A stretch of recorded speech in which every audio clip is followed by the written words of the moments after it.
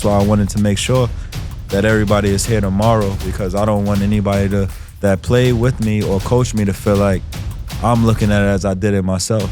I did it in a collective effort. It's very important that my family is here with my teammates, because all my family do in New York for the last 13, 14 years is ask, oh, how's that kid that played with you? Numbers, like, how is this guy? How's that guy? So I wanted to make sure everyone is under the same roof for once.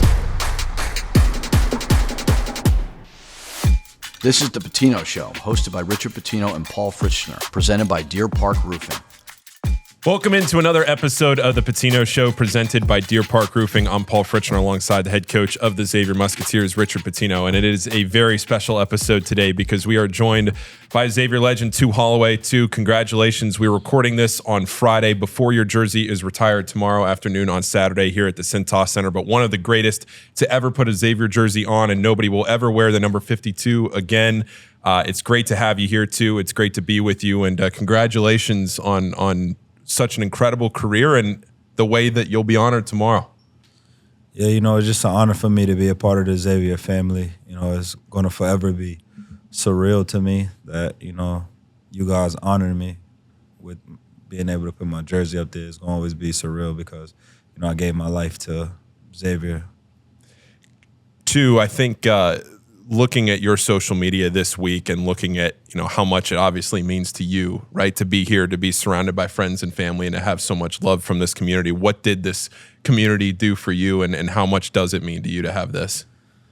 Well, it means everything. I came here just to, play hard, not realizing, I'll leave a legacy. When you play so much basketball around the world like I did, places are not as significant as you think they would be. When you were a kid and you join a team, let's say you're a 4-year pro, 5-year pro, in your mind, you're like, yeah, it's going to be like how it was my junior or freshman or senior year in college. And you realize, no, it's just another step. So one thing I realized from Xavier, them 4 years here, was very significant part of my life that made me be a part of a family and a team. You don't have that when you're a professional. It's more of a business. Coach, I was trying to dig up some connections to you guys, and the one that I did find was you coaching against him when you were an assistant at Florida, and you talked about that today in your pregame press conference for tomorrow. What do you remember of scouting that game for Tu? Yeah, I mean, I said it earlier, but coaching in this building was a big part of why I took the job. They were really, really good. We were good too at Florida, but I remember the environment was special. And I looked up too to see how much he had versus us. He had 26 points in 40 minutes. And so we obviously didn't do a very good job on him. We won the game, and then they got us in Gainesville. But, I think the biggest thing with Tu that, because, they started to kind of have a brand, I thought, in New York. Xavier did. And a lot of it had to do with him. Lions, was he from New York as well? Schenectady. Yeah, so it was like that backcourt, you saw Xavier really start to try to go back to that well, and a lot of it had to do with him because he comes from New York, didn't go to St. John's, Seton Hall, UConn, Syracuse, or whatever, goes away from home, but still has, you were in the A-10 right at the time, but now we're trying to do that in the Big East. So even for him, I'm sure if he was able to go back and play in the Garden in the conference tournament, like that's a huge selling point to any Xavier coach, and I think it started with him. Tough, we're trying to really, really get that brand back of toughness. And, to have a guy like Tu, who, again, as he said, I mean, times have changed, but for him to be here 4 years, 3 Sweet 16s, 4 NCAA tournaments, to really make his mark on Xavier basketball, like there's not a lot of people in our profession now that don't know about Tu Holloway and what he's been able to do. Yeah, to have a 4-year player like that, now it seems foreign, right? But at the time, I mean, to be able to have a jersey retirement, I mean, I was talking about it with somebody, how many jersey retirements are we even going to see here going forward from players that have careers for 4 years at a school? I mean, it's crazy now in this environment. I think hopefully, I was talking to one of Tu's friends, Irvin Walker, who played with us in Florida, and, my hope is we get a little bit more, everybody in the profession, a little bit smarter with our contracts to maybe we can sign kids to 3-year deals and then they really finish their career at a place, because I know it's very volatile and fluid right now, but I do believe at some point there'll be some guardrails put in. Listen, kids got opportunities right now to make a lot of money playing basketball. Good for them. But you're not going to have special moments like this anymore. And that's the downside of this portal and NIL is like, this is a dream for him that he earned. He's going to have over 100 people from all over that are going to see this. It's going to be emotional. And they're losing that. I get it. I don't necessarily blame the kids, but hopefully we can get back to that. Tu, what do you think you would have made at NIL? I know what I would have paid him, a lot of money. Yeah. I try not to think about that. That's something that come and go. But how much have you been able to watch of Xavier here over the last couple of years and now this year? I follow all the time. I watch all the games, no matter where I'm at in the world. All the coaches that's been through here, all the great players that came through here since I left. I feel like, we reached heights that we didn't do. We were a 1 seed one year, I believe. Yep. So, we didn't, the foundation didn't start with me, and I want to go back to Coach Pitino. We had guys like Sherwin Anderson from New York, Jamal Walker, Darnell, Flight Williams, and all. These guys are New York players that came through Xavier already way before I was here. So we just kind of continued the tradition. And then even now, these current, players since I left, they made Xavier even bigger name. Once we left the A-10, people thought we were dominating there because we were, top 100 players playing against, subpar talent. And then now they put us in the Big East and we're a 1 seed. So, we're going to continue to grow. Like I said, the current state of Xavier basketball is the best it's ever been. Yeah, we don't have the best record right now, Coach Pitino's first year, but we're still in a trajectory to continue to grow. How much do you lean on former players and trying to embrace the alumni? Yeah, I mean, it's great. It's hard with because he's still playing. He's obviously rehabbing right now. And, he didn't play for me, but he's still loyal to Xavier. So it's great for me to have opportunities to meet these guys when they come back. I hate the old random text where you don't really get to know guys, So it's important for us to get to the level of the Big East that we want to, that we're telling the stories about Tu and all these great players who have played here because the experience is great. Yeah. So the guys that are local, I've gotten to know a lot. They've all been very, very supportive. They love Xavier. Everybody that comes here, stays here, has a great experience. I want to ask you both this, and Coach, I'll start with you, but we talked already a lot about the Northeast, right? You're a Northeast guy, too. You're from New York, and what that basketball culture means, because a lot of people listening to this might be Midwest Xavier fans that don't know or appreciate it, and it is something strong, and it means something to get players from New York here to come to Cincinnati. It certainly has changed because a lot of these kids now are going to prep schools, and that's hurt the city a little bit. They're not staying at the Rice, the Christ the King of the world and things like that. They may play there for a year and then leave. But there is a pride level for basketball in New York. Whether it's the playgrounds, the great guards that have come out of there, who have done big things, and then kind of the mecca of basketball being MSG. So when you get a New York kid, and I've coached a decent amount of them, you're going to get some flair. You're going to get some toughness. You're always going to get a high level of confidence in that player because they've earned it. You know what I mean? They've earned it on the streets of New York. So there's not a lot of soft kids that you get out of New York. I can tell you that, especially out of the city. I don't know if there's any more confident player at Xavier that's ever been through this program than Tu Holloway. And Tu, I know that's what a lot of fans that are listening to this embraced about you, because in every big moment in your entire career, you always stepped up. You always did whatever the team asked of you. And that's the reason your jersey's being retired tomorrow. What was that toughness from New York? How growing up in the basketball culture and then deciding to come here to Cincinnati? What was that like for you? New York is just a survival place. So before we make it to this stage as collegiate athletes, we've been through so much in life already to just survive and make something of ourselves. So to be honest, this is the easy part, to go make a shot. I don't care if I miss a shot and someone in the crowd yell. Like, that's just compared to what we had to go through to get to this point. In New York, you got survival first and then it's basketball. So those are the two most important things. It's like basketball is just our way of life and surviving. Yeah. What do you remember about those couple of Florida games playing against Coach Pitino?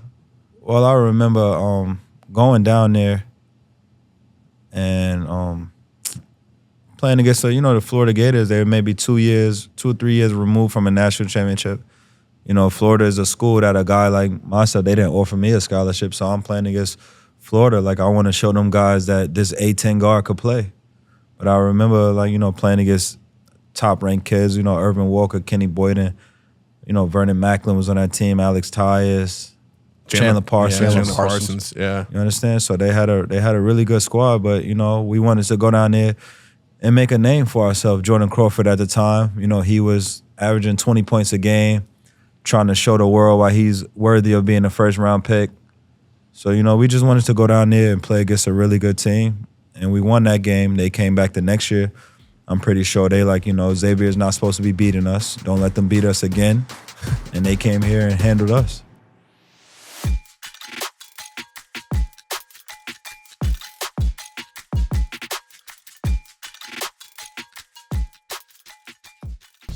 Deer Park Roofing has been providing elite service for homes and businesses since 1996 and leads the industry in professionalism, quality, and responsiveness.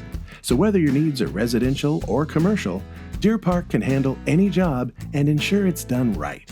Deer Park's motto is, protect what's important. And what's important to you is important to Deer Park Roofing. Visit deerparkroofing.com today. deerparkroofing.com. A Fifth Third Better means we give 166.7%. Who's a good boy, Parson? I am good boy. That's right. And why? Because I bank a Fifth Third Better. Wait, what? 5/3 equals 166.7%, so they put 166.7% into everything they do. Okay, what is happening? I'll tell you what's happening. Free checking, no hidden fees, and identity theft protection.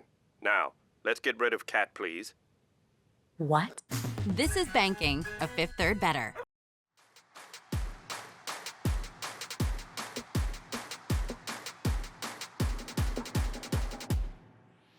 How much did you lean on a guy like Jordan Crawford in his 1 year here? To be honest with you, it wasn't leaning on Jordan when I was here. I really needed Jordan to play well to lead us so he can get out of my way. That's really what it was. Like, I'm going to give you the ball as much as possible because the way you're putting on the show right now, I want to be able to do that. And then I'm pretty sure Mark Lyons felt like that about me my senior year. Like, too, it's respect. We come from a program where, you watch guys do their thing and you wait your turn. We call it the Xavier way. So it was more so letting Jordan be the best player on the floor like we knew he could be, and then, the next guys come up after that. Yeah, and you have obviously talked a lot about that, about like trying to instill that toughness, confidence, all that. Yeah, I mean, to me, Xavier should be a premier program in the Big East. And it's a lot, obviously, different than it's ever been. The landscape has substantially changed. But we want guys that have the level of toughness that Tu had, that play for the name on the front of the jersey, that are trying to win the Big East. And, they've got that respect for each other in the locker room. But that's earned. That's not – I think this generation wants to talk about it. His generation just went and did it. There wasn't the social media stuff, all that. They went and earned it. So I know in order for us to get to the level of St. John's and UConn, we need guys like him. Hopefully we can keep him in the program, but hopefully they understand. I mean, this is a program that should be competing for Big East titles. Yeah. Now, a lot goes into it. There's an investment piece that we're really working on, trying to really upgrade. There's a high school class that you got to recruit. Then there's got to be retention on this current roster, and then a great recruiting period in the portal. But you got to blend them all together and still build a team. Yeah. Two, for people that maybe haven't followed the last couple of years of your career since the last time we talked, where are you now, and kind of update the fans on where you are? Well, I'm recovering from a ruptured Achilles. I did it in July, so I'm 6 months post-surgery, post-op and all that. So I'm just trying to recover and then see if I could put another 2 or 3 years together in my basketball career. I'm 36 years old right now. I plan on playing until I was 38, 39. I never was the most athletic guy, so as long as not like when I recover, I'm going to lose any athleticism. As long as my jump shots still work and I could think, I think I could come back and play 2 more years. Sure. Yeah. Tomorrow at Cintas to see your jersey up there in the rafters, and I know I started the show by asking you this, but all of the moments and everything that went into leading to this moment tomorrow in this building. I mean, it's so many people helped you get here, but who were some of the people that maybe fans don't always, might not be the first name that comes to mind, but are there people that you think about that you wouldn't be here today without those people? Yeah, so many countless people, and in order for me to get here, it was a lot of people that was very diligent with me since I was a kid. At every stage of my life, I went to 5 different high schools, 3 different states. Just bounced around a little bit. So, I needed people to help me out. So, it's too much to just point out, single-handedly to how I got to this point. It was really not fair to do that. Yeah. But, I'm just thankful for everyone.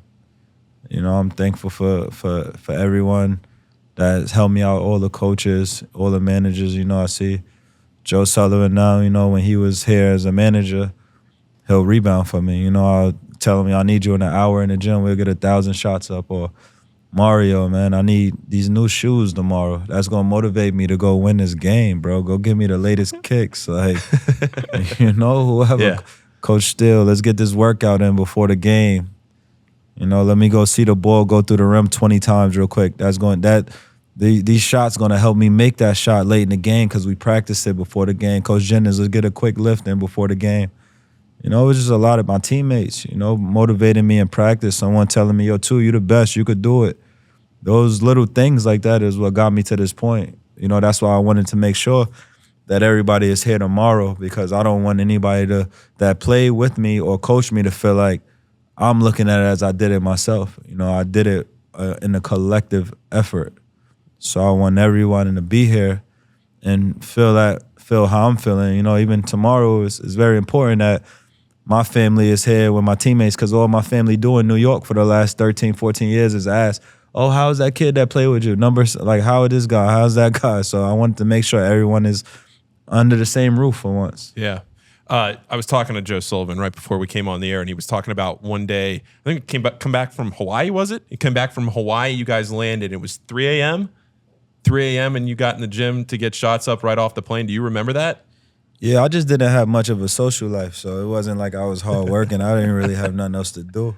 I was entrenched in basketball at that time. You a kid, you think you can control so much in your hands. So, in my mind, if I practice harder, if I shoot more, I could change the outcome of how my future would be. So it wasn't like I was trying to put on a show or anything. I was just really in love with basketball at that point in my life. I'm not going to lie. That's basically all I did. I stayed in the gym. I practiced hard. I played hard. I worked on my game tirelessly. It was just something that I was like locked in on at that point in my life.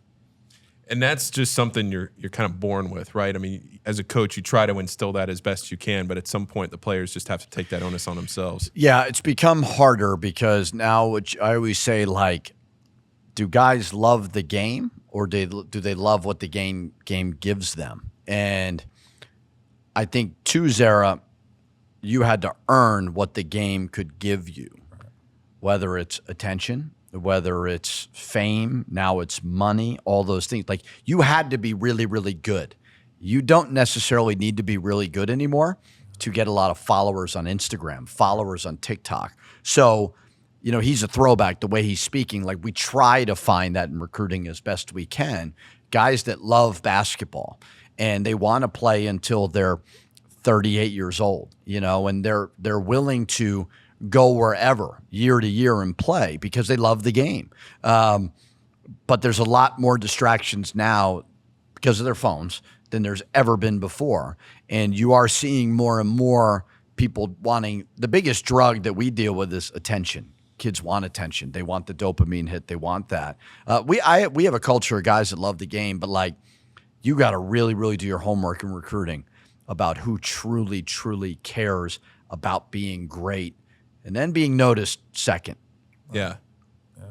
Yeah, I would say, like, growing up in New York, I was a kid when, it was a prime era of, like, when I'm 10, 11 years old, we have 3 point guards that's ranked top 10 in the country. You know, Tyleek Brown, Omar Cook, Andre Barrett. Then, you know, you go a class or two above with Sebastian Telfair, Russell Robinson, A.J. Price, Sunday Out of Gaines. Like, we come from an era before social media where it was like these guys were like rock stars in our neighborhood. So when you love basketball, you want people to come in the park and be pointing at you and see. So that's where the love of the game come from. Because like I said, we couldn't go to I wish I would ask a coach for money when I was being recruited. Like, I was just happy for a coach to say, like, we want you here. But now, you know, these guys, I think we have to evolve with the kid. We have to evolve with the kids because they can get money. So we can't be so old school in our ways. We have to understand there's a new way. So just like I said, being a part of the era I'm from, we were just in love with basketball because rightfully so, we had to get it the hard way. So we shouldn't want them, the new kids, to get it the hard way. If I'm a kid and I could wake up and I got 100,000 followers and I get $1 million from school and I didn't work for it, hey, like, I would be happy. Like, this is the new way of the game. Like, it is what it is. It's bad on our parts because we come from our era, so it's hard to mix with what they got going on now. Yeah. How have you had to balance that attention and everything? I try not to get annoyed when I see it because not everybody on our team, but there's kind of the social media guys and then the ones that don't care. Normally, it's way more prevalent that they care about the social media stuff. It's a part of their brand now. It doesn't mean they don't love the game anymore. You know, some of them may get paid to post something. I don't know, you know. So I'd rather it be you have to be at the level of to then get the recognition. But, man, there's bad players that do a cool little dance outside on the street and all of a sudden they're getting 100,000 likes and people are paying them. And more power to them, you know what I mean? What I try to do is just get them to understand that, like, you got to be on the big stage. If you lose, nobody's really going to notice you.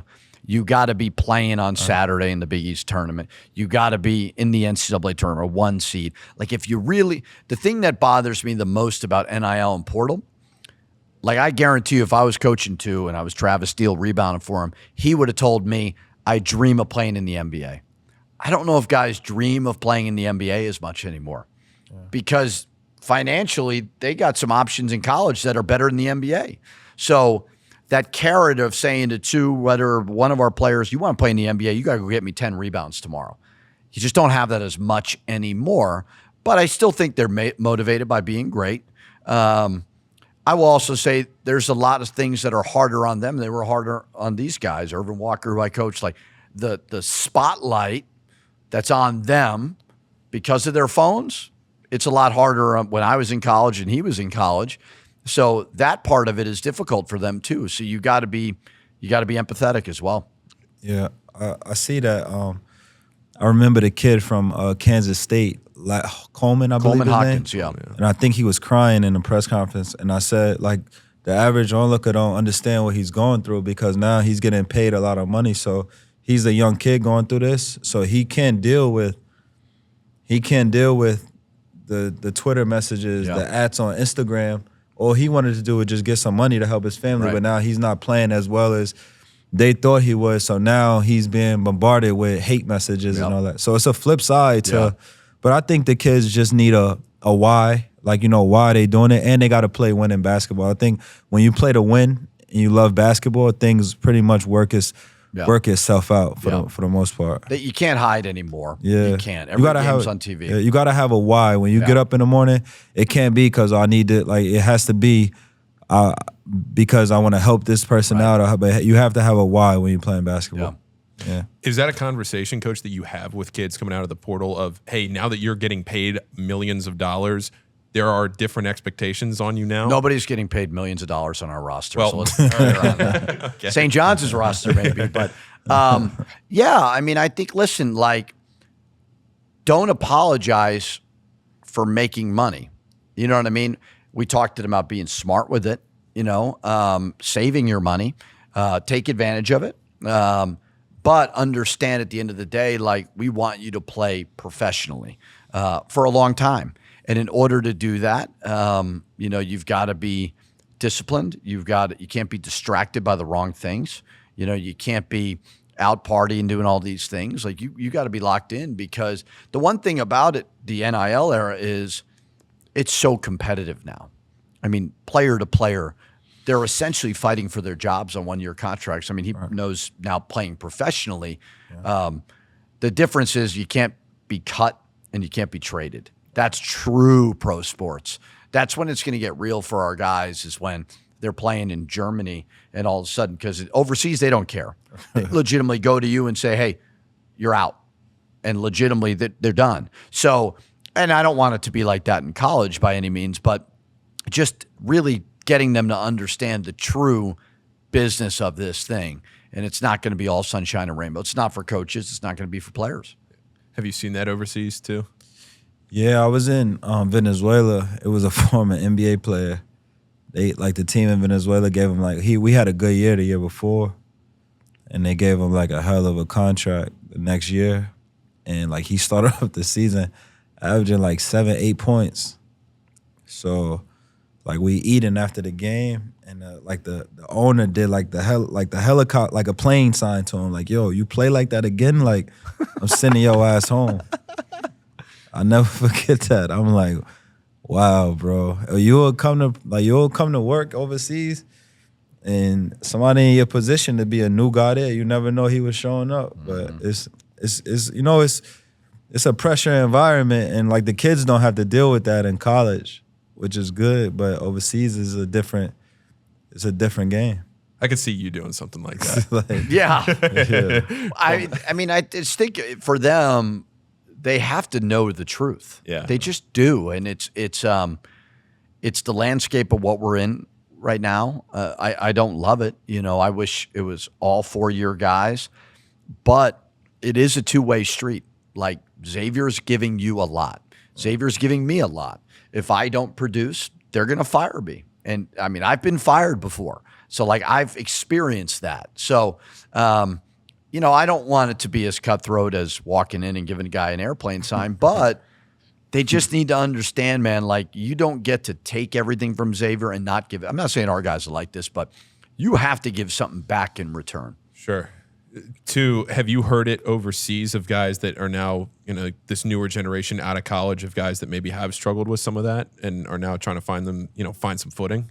Sorry, can you repeat that question? The guys that are coming out of college, right? And they get all this money. Now they're going overseas, and it's such a different environment. Yeah, I try to tell them how it is, because they just don't understand. No one cares about you, when you get over there. So they really don't understand. And you might have a guy, let's just say, that's making $750,000 in college, and then he get overseas, and now he's 6-month season, he's making $10,000 a month. So it's a complete pay cut. So the motivation is different, but they don't realize that it takes steps to get back. Okay, if you go play well over here for the next year or two, you can get back to $500,000 $1 million contracts again. So they don't really see the young guys that have patience.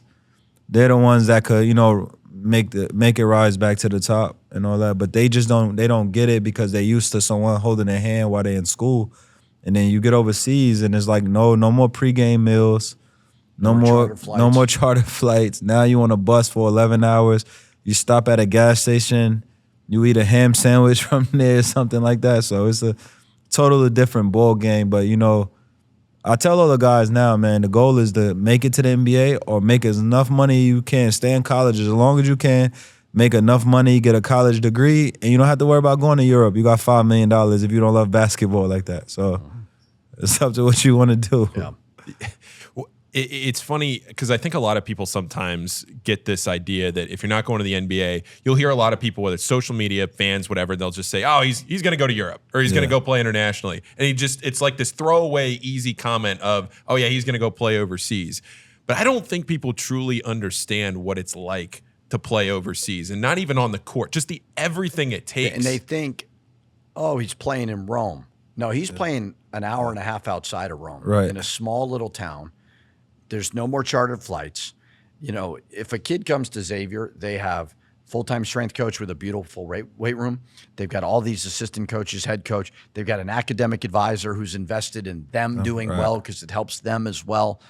You just don't have that anymore. They say they're going to give you an apartment. It ain't a luxury apartment. Right. You know, they say they're going to give you food. It may be a stipend at a corner store. Right. And they will legitimately walk into, you know, on a Wednesday and just cut you like it's nothing. Yeah. Right. Yes, it's definitely, like I said, I've been playing in Europe a long time, man, and I seen everything, the good and the bad of living. Yeah, you're going to be in Milan, Italy. I get there, I'm an hour away. Yeah. And then I got practice every day. So basically, I'm like not even being in Milan. And it's they like practice like twice a day. Twice a day. Double sessions. That's the part. We'd get fired from the NCAA. Yeah, that's the part that got me, because I'm like, yo, my college team was good. We practiced once a day. We're the worst team in the league in Turkey. Why are we practicing twice? It's not doing nothing for us. Like, yeah, it's a different game in Europe. But, you know, it's just like any other job. You know, you only really know the job if you're doing it. You know, from the outside looking in, everyone think they could be a coach. Everyone think, you know, they could do your job. So, you know, basketball is so common. And that's like the first thing that everyone do as a kid. Your mom, your dad give you a basketball, you join the basketball team. So in your mind, you think, oh, I could have been a professional if I did this or did that. So everyone has an opinion on basketball. So, you know, the common thing for fans, I watch it all the time when the NBA players playing bad. Oh, he'll be in the CBA in China. He'll be in the Shanghai Sharks or something like that. But they just don't understand how difficult the business is. My favorite line Charles Barkley always says is, just because you watch ER doesn't make you a doctor. Right. Yeah. Yeah. Right. And to go over there and to, I remember when you were here a year and a half ago and we told you that your jersey was being retired. And one of the things that you mentioned on that show, or maybe you were talking to us after, was there are multiple seasons in the time of year, right? And you're trying to go from team to team, and you're just trying to play basketball year round and go from team to team. And you're telling your agent, right, like, I'm going to show up before the season and I'm going to be ready to go and I'm going to be ready to play. How do you even manage where you're going to be to? Well, you know, typically in the European seasons, you'll probably get there August to May. I know in Latin America, more like, you know, Puerto Rico, Dominican Republic, Venezuela, those leagues usually start like around like in my prime years for real, I would go to Turkey or Israel from August to May. So I'll miss the first 2 months in Puerto Rico, come like the last month of the season, the regular season, and play the playoffs. So that's how I'll, like, you know, break down the season. And maybe once that's done, go to the playoffs or the championship in Venezuela or something. So there's times I've been to 3 leagues in one season. Like last year I was in London from from February to May. I came home. Got to New York on a Friday. I signed a contract, and on Saturday I was playing in the game in Venezuela in Dominican Republic on Sunday. Yeah. Let me ask you this: now you're getting older, but would you rather be in the G League or overseas? I would rather be in the G League, because when I signed in the G League, my 4th pro season, I turned down a $400,000 guaranteed contract in Venezuela to go play for $1,500 every 2 weeks in the G League, because I was just so off the business. Yeah. You know, like the first time I go undrafted, I go to the summer league, and my agent's like, yeah, the Toronto Raptors, you know, they're going to give you a shot. You know, this is before 2-way contracts. Right. So I'm in training camp with Toronto, and then next thing you know, I get a phone call from Dwayne Casey, year 2, we're going to cut you. I'm like, from the summer league team? Right. But, you know, you learn the business. They brought in some European guys who, you know, they wanted to give a legitimate that was older. So, you know, then I wound up going to Dallas, and that year I wanted to go to Dallas. Then I got cut. They wanted me to go to the G League. I wound up going overseas. So just going through the business for like 3 or 4 years, I was just done with Europe. So just being in America, being able to eat Whataburger and Waffle House and live in Dallas, Texas, I say, yo, there's no amount of money that could replace this. I played my best basketball in my pro career, just being there for those 6 months, not having to worry about Europe. Yeah. The food thing, it's a real thing, by the way. Like, I had a player, Jalen House, New Mexico, really good players in the G League right now, and I told him, I'm like, you will not be able to handle the food overseas. Like, it's not like great Italian restaurant. Like, these guys want Whataburger, they want Chipotle, they want, you know, and that stuff's real. Yeah. That is really, it's really depressing. Yeah. When you just wake up and you can't, like, find a pair of shoes you like, or just be able, like, we're from New York. We have like corner stores everywhere in our neighborhood. Like on one block, we got everything, whatever you need. So when you go from a culture shock of being in Cincinnati, I'm living here, and then you throw me in Aliaga, Turkey, like overnight, it's like you're literally like depressed, and you got to really find small things. Your life changed because now you go from certain things that make you happy. Now, like overnight, you got to transform your brain to say, okay, this make me happy now. Yeah, you feel alone out there. Yeah, I hear that from a lot of our former players.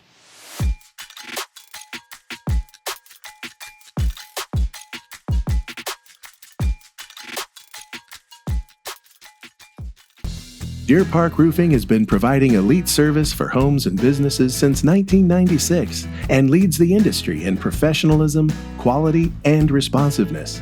So whether your needs are residential or commercial, Deer Park can handle any job and ensure it's done right. Deer Park's motto is, protect what's important.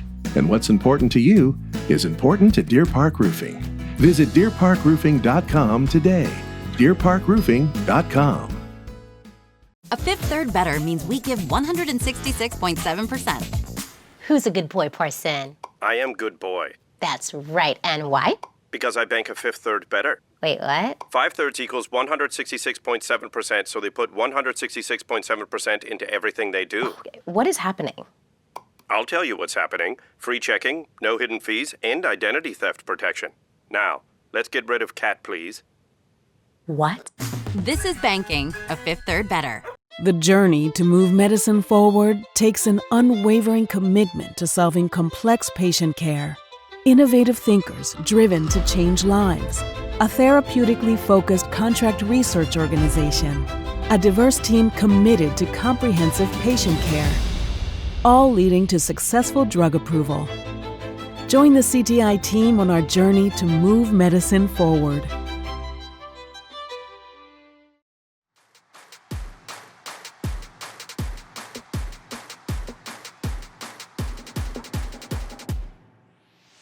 Yeah.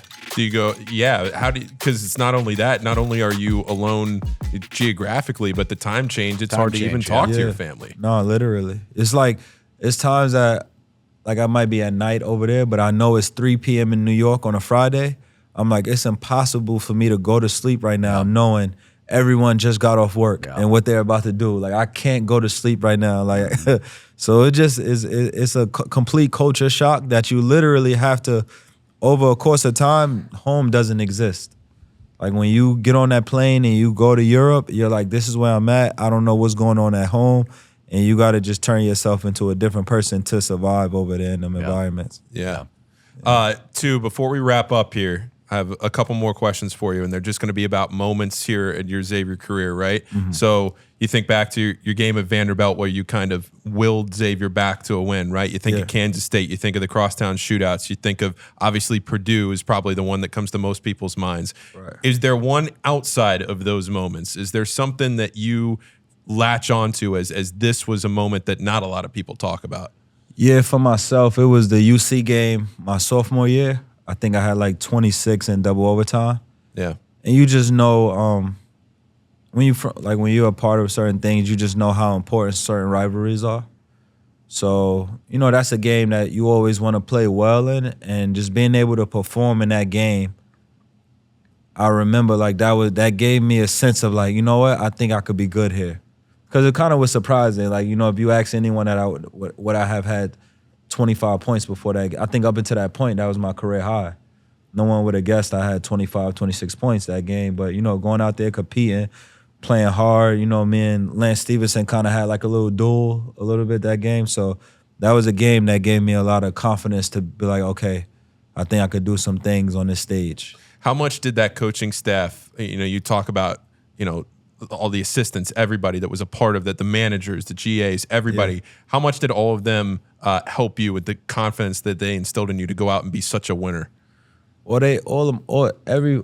all 4 years, my coaching staff helped me. They gave me everything I needed. You know, whether it was watching extra film, it was someone rebounding for me, if it was someone motivating me. You know, my coaching staff gave me everything I needed here my entire career at Xavier. That's why, you know, I got I'm so fond of everyone that was a part of this here. I have a personal relationship with everybody that ever helped me before.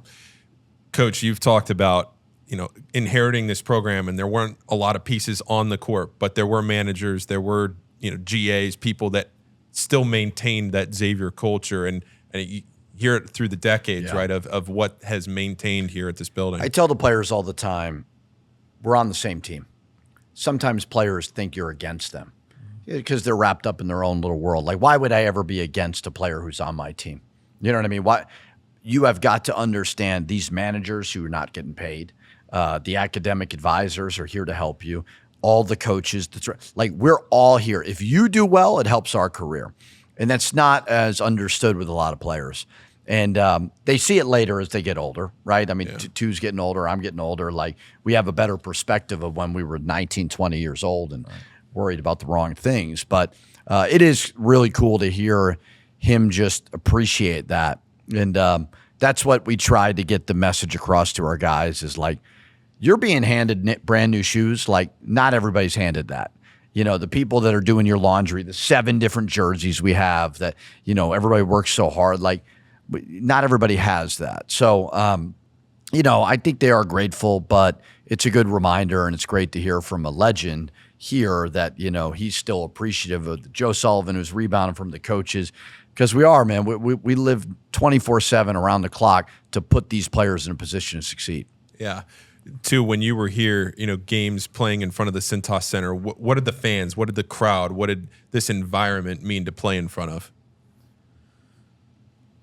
It was amazing because, I just know how much the Xavier community loved basketball, and they just became entitled to like feel like we should win.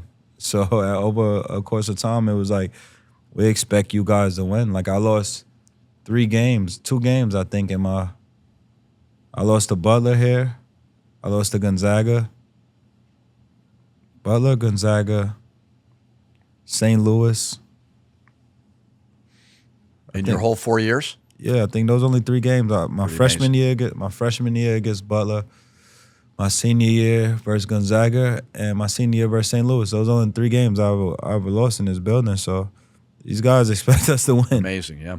So it was just something that we knew we had to do for the fans. But to go back to what Coach Pitino said, you could go back to guys like Skip Prosser, Pete Gillen, Thad Mata, Sean Miller, Travis Steele, Chris Mack, all those guys, like, they're a part of the family, like forever, wherever Coach Pitino go in the future or whatever, I'm going to always look at him like we have something to share wherever we are in the world. Like, we're Xavier guys to a sense of that. Like, I've been thinking, it's crazy. I called, Coach Kamani Young and all that, and he was like, "Tu, I'm going to tell Coach Pitino, but I couldn't wait to meet you. Yeah. Just seeing you coach other places. Me being a basketball fan. Yeah. I'm always a fan first of the game, so I couldn't wait to meet you. It's my guy, Kamani. Yeah, Talked to him several times a day. Yeah, he told me. So I'm just happy that, I could be here.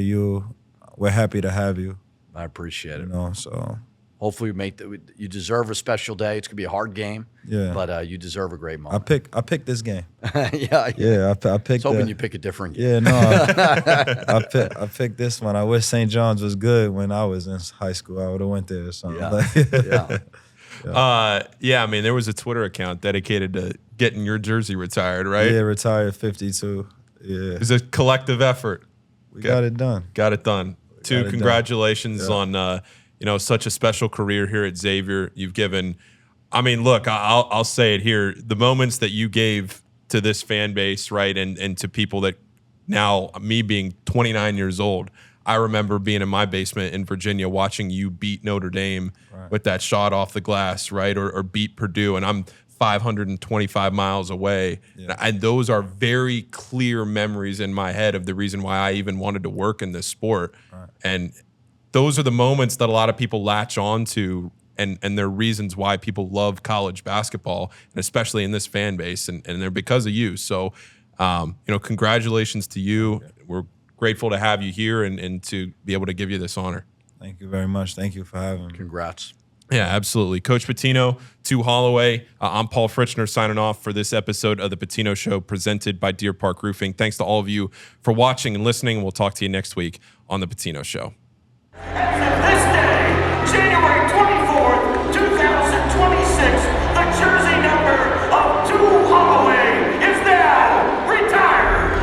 Ladies and gentlemen, the fifth senior men's basketball player to have his jersey retired, Tu Holloway.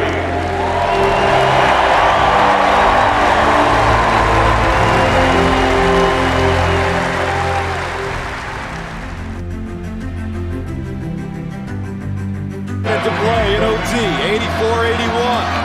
Holloway.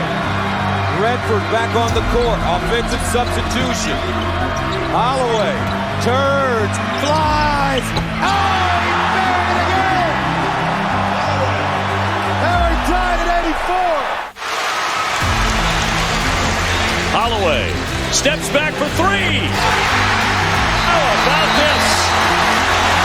He can struggle for 38 minutes, but he wants the ball. He'll shoot it for the lead, and he hits the three. Holloway makes it. And his will to win a basketball game. He's got to stay in the moment. He'll fire another long one. Wow! Absolutely amazing. Yeah, they're about to get Ryan Smith in. Holloway at 85%. Purdue quieted them for the longest stretch, but not here down the stretch. And they'll turn it over. I want to drive the ball now because the officials will call it close. And that's exactly what Tyrone Holloway did, and here comes the crowd. Yep. He's 12 to shoot. Welford sitting on the bench so they can't go to him. Holloway right past Gates. On this possession, 15 to shoot the ball for Xavier. Holloway out front, Vaughn guarding him, now 10. Holloway for two. Big one. Xavier still has a timeout remaining. They'll attack the goal. Basket and one. Well played. Higher percentage shot than shooting a contested three.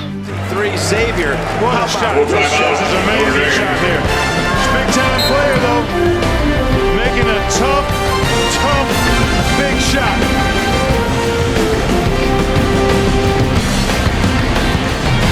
Guard the ball. Can Vanderbilt guard the ball in this overtime period? Holloway's going to take a three and got it. Oh, man. How tough is he now? I'm telling you. Looking for a pick from Walker. He'll take the long ball and got another one. Oh, the courage of 52 in blue. 10 on the shot clock. Holloway try to create spin and a three-pointer, and it's down. Wow.